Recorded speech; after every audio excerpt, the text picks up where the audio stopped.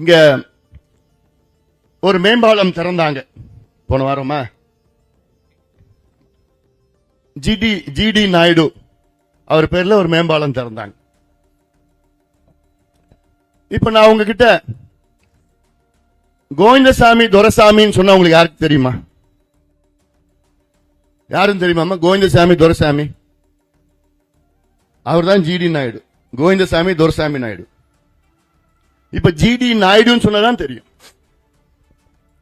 இல்ல வெறும் கோவிந்தசாமி துரைசாமின்னு சொன்னா யாருக்கு புரியும்? யாருக்கு தெரியும்? இல்ல ஜிடின்னு சொன்னா புரியுமா?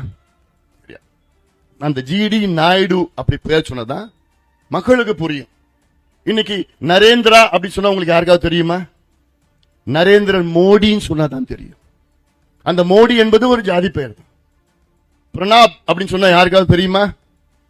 பிரணாப் முகர்ஜின்னு சொன்னதான் தெரியும். அந்த முகர்ஜி ஜாதி பெயர். ராகுல் அப்படின்னு சொன்னா யாருக்கு தெரியும்? மேடையில 2 ராகுல் இருப்பாங்க. ராகுல் காந்தின்னு சொன்னா தெரியும். அந்த காந்தியும் ஒரு ஜாதி பெயர் தான். மம்தா அப்படின்னு சொன்னா மம்தா பானர்ஜி, அது ஜாதி பெயர் தான். வெங்கையா அப்படின்னு சொன்னா வெங்கையா நாயுடு சொன்னாதான் தெரியும். இப்படி அந்த காலத்திலிருந்து ஜாதி பெயரை பயன்படுத்தி தான் ஒரு அடையாளம் அது செய்தார்கள். ஆனா இன்னைக்கு அந்த பெயரை அழிச்சிட்டா ஜாதி அழிஞ்சிடுமா? ஜாதி ஒழிஞ்சிடுமா? இப்ப இதே திமுக 2-3 மாதங்களுக்கு முன்பு ரேஸ் கோர்ஸ் ரோட்ல அங்கே ஜிடி நாயுடு சாலைன்னு ஒன்னு இருந்தது. இன்னைக்கும் இருக்கு. அந்த ஜிடி நாயுடு சாலையில போயிட்டு அந்த நாயுடு பேர்ல கருப்பை பூசினானுங்க.